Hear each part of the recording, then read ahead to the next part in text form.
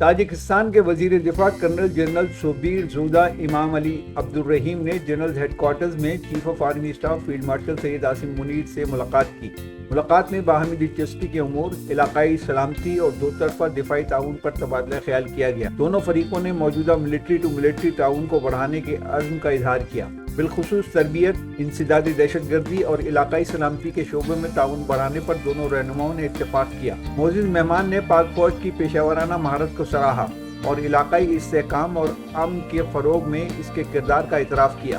Army chief field marshal Syed Asim Munir نے علاقائی استحکام اور خوشحالی کے لیے اجتماعی کوششوں کی اہمیت پر زور دیتے ہوئے تاجکستان کے ساتھ دفاعی اور سیکورٹی تعاون کو مضبوط بنانے کے لیے پاکستان کے عزم کا اعادہ کیا۔ انہوں نے کہا کہ پاکستان اور تاجکستان کے درمیان قریبی تعلقات ہیں اور مستقبل میں ان تعلقات میں مزید بہتری اور استحکام آئے گا۔